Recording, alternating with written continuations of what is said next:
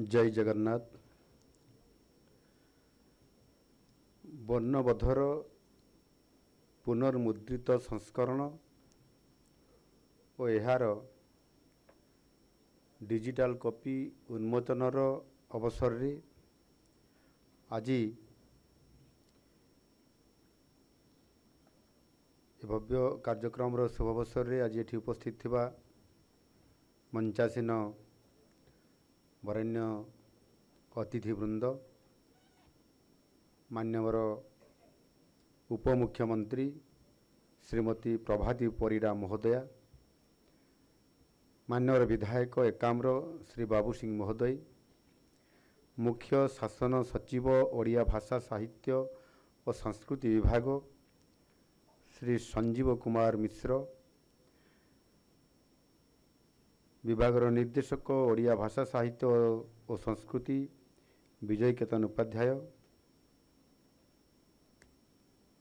एठारे उपस्थित थिबा समस्त श्रुतिवृंद, माँ भौणी माने, बुद्धिजीवी,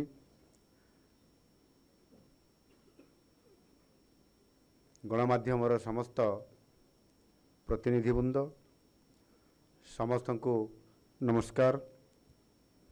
समस्त को पवित्र बसम पंचमी एवं सरस्वती पूजार अभिनंदन एवं शुभेच्छा।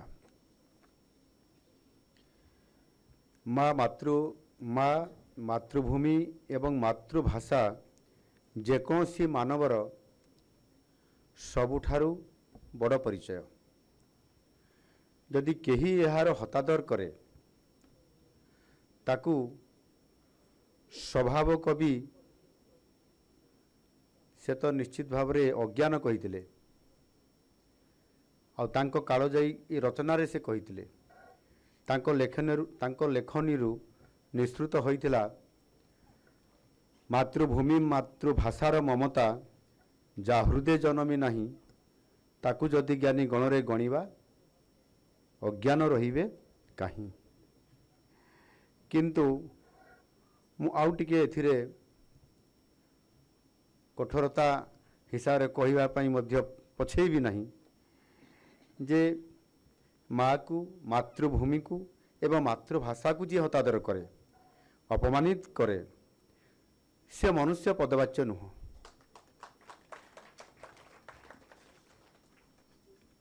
प्रत्येक देश प्रत्येक समाज सेमानकर भाषा साहित्य एवं संस्कृति को नहीं समस्ते गर्व करि थांती आ करिवार मध्य आवश्यकता ये अच्छी। यह गोटे नेचुराल, यह गोटे आमर स्वभावर कथा। किंतु इतिहासर कालखंड रे एमिति किछि समय आसे जेते बेले उभय मातृभूमि एवं मातृभाषार अस्तित्व उपरे ही प्रश्नबाजी जेते बेले सृष्टि होई थाई आ दुर्भाग्यवशतः आम राज्य ओडिशार अस्तित्व एवं ओडिया भाषार स्वतंत्रता प्रायतः एमिति गोटे समय आसीथिला आ से समय भितरे यह प्रायतः हजि जाइतिला कहले अत्युक्ति मध्य हेबो नाही। शासन प्रशासन को सुगम करिबा आलोरे इंग्रेज शासक माने ओडिशा को विभिन्न प्रदेश रे अर्थात से समय रे प्रदेश को प्रेसिडेंसी कहा जाउथला। ये प्रेसिडेंसी रे आम ओडिशा को भाग भाग करके सामाने विभिन्न जगार ताको मिसई देइथिले। जेमिति उत्तर ओडिशा, मु उत्तर ओडिशा रो प्रतिनिधित्व करुछि, उत्तर ओडिशा को मिसई देले बेंगल प्रेसिडेंसी रे एवं सही भली भाव रे दक्षिण ओडिशा को मिसई दिया गला मद्रास प्रेसिडेंसी रे एवं बाकी अंश रहितला आमर सेंट्रल प्रेसिडेंसी रे। एणु ओडिशा एवं ओडिया भाषा निजर जातीयता एवं भाषा उभय संपूर्ण भाव रे हरई बसीथिला। आ एथिपाई तार कारण होउची लोक माने निज निज प्रेसिडेंसी रो प्रचलित भाषा को एक राजकीय भाषा हिसाब रे सरकारी भाषा हिसाब रे जो माने चाकरी करुले, जो माने काम करुले, जो माने व्यवसाय करुले, जो माने निजर सामाजिक जीवन भितर भी रहुले, से माने समस्ते से भाषा को व्यवहार करने बाध्य होते। किंतु कहा जाए जे जातीयतावाद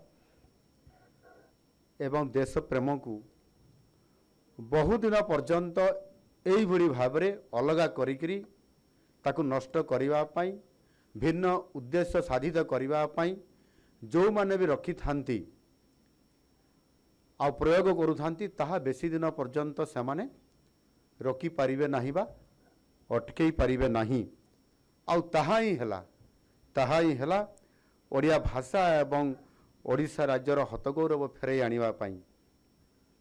सर्वप्रथमे मु कहिबी जे 19 शताब्दीर प्रारंभ रे ही आरंभ हो जाइथिला एवं सेथिपाई एक जनजागरण करिबा पाई जो आह्वान देकरी निजको प्रस्तुत करैथिले एवं निजे नेतृत्व नैथिले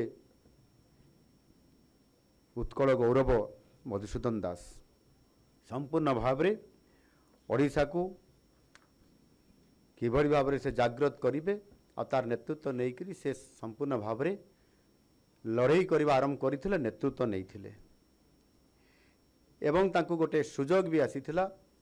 उत्कल सम्मिलनी नेतृत्व रे से आरंभ करथिले भाषा एवं स्वतंत्र प्रदेश आंदोलन किभली भाव में करा जिवो आ सेति पाई से धीरे धीरे अन्य मानकर समस्त को जो माने यहा को सहयोग करिया पाई आगबर होउथिले समान को एकाठी करिथिले, सेमाने मध्य सहयोग करथिले उत्कल गौरव मधुसूदन दास को, उत्कलमणि गोपबंधु दास, कर्मवीर गौरीशंकर, व्यासकवि फकीरमोहन सेनापति, स्वभाव कवि गंगाधर मेहर, कवि राजनाथ राय, महाराजा श्रीरामचंद्र भंजदौ, महाराजा कृष्णचंद्र गजपति भली बहु आहुरी बहुत अधिक जोगजन्मा महापुरुष से जोड़ी ही जाइतिले एवं यह धीरे धीरे महा आंदोलन में परिणत होइतिला।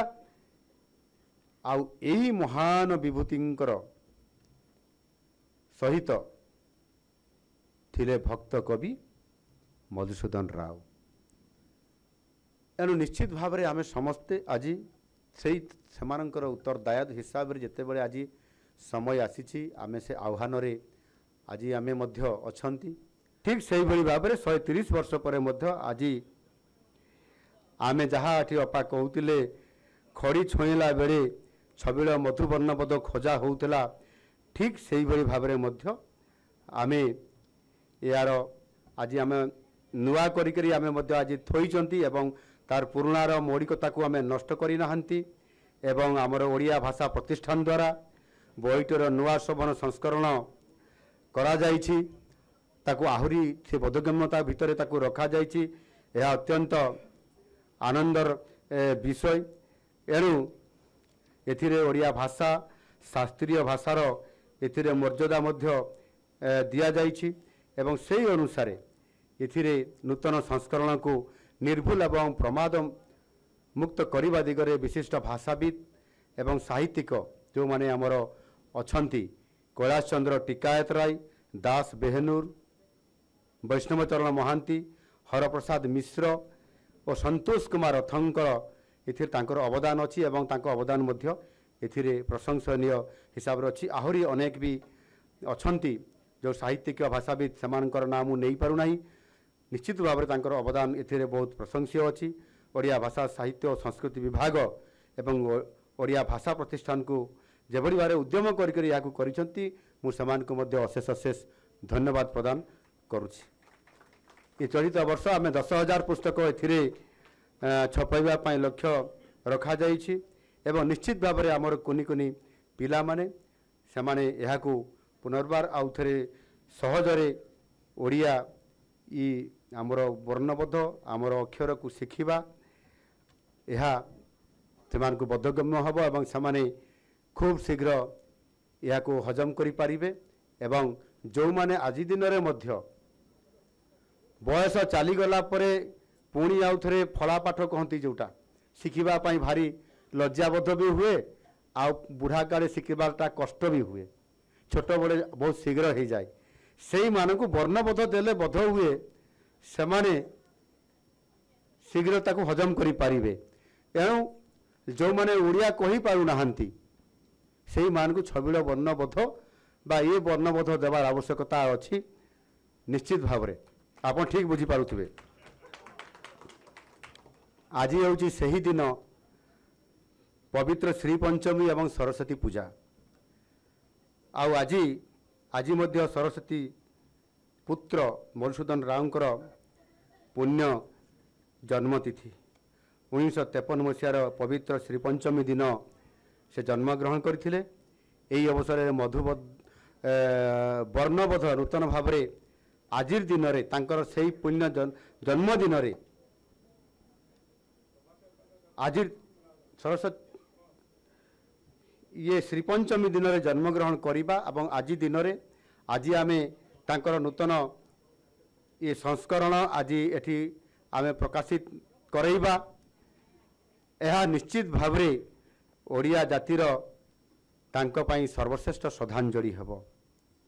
एणु निश्चित भाव मु एठी शेषरे आपण मानकु कहया पई चाहिबी भाषा साहित्यर महान स्रष्टा मानकु यथोचित सम्मान प्रदर्शन करिबा एवं सेही बरपुत्र मानकु सामना को आनिबा एवं समानकु सम्मान देवा सहित तांकरी नाम अनुसार ओडिया अस्मिता को बंचेबा सहित विभिन्न योजना कार्यकारी करैबा आम सरकार ताकु गुरुत्व दौछंती एवं सेथिपाई विभिन्न कार्यक्रम जेमिति आमे गोदावरीश मिश्र जने बरपुत्र तांकरी नारे प्राथमिक शिक्षा व्यवस्था को एक स्वतंत्रता देवा आउ तांकरी नारे योजना करिकी गोदावरीश मिश्र आदर्श प्राथमिक विद्यालय ये सरकार नुआ भाव प्रति पंचायत रे गोटे गोटे आदर्श विद्यालय प्रतिष्ठा करिबा गोदावरीश मिश्र जने बरपुत्र नारे एवं शहीद माधव सिंह हाथ खर्च योजना शहीद माधव सिंह सी भी ओडिशार जने बरपुत्र स्वाधीनता संग्रामी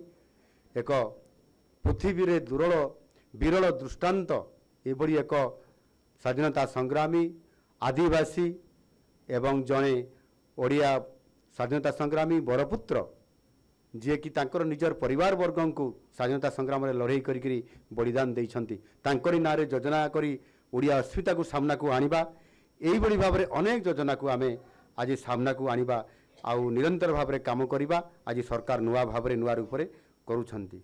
आम सरकार स्वप्न आंकिबारे विश्वास रखती नहीं आमे वास्तवतार आकाशरे विश्वासर इंद्रधनु आंकिबार आमे प्रयास निश्चित भाव में करि आसुछु।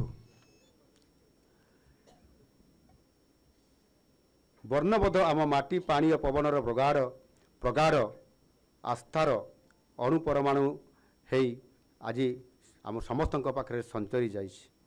एणु दीर्घ दिन हम एभली एक मौलिक अथच विश्वस्त पुस्तकर शुद्ध रूप और संस्कारयुक्त परिमाटी साधारण लोक तथा विद्यार्थी पाखरे उपलब्ध नथिला। आमे अत्यंत आनंदित और गर्वित जे वर्णबोधर नूतन परिमार्जित संस्करण पुनराय लक्ष लक्ष ओडिया विद्यार्थी सहायक हब एवं ता सहित आम माटीर अस्मिता सह एकाकार होई ये माटीर ये ओडिया अस्मितार जयगान करी चलिबो। आ सेथिपाई आपण मानक समस्त को आज एभली एक पवित्र शुभ अवसर रे पवित्र दिन रे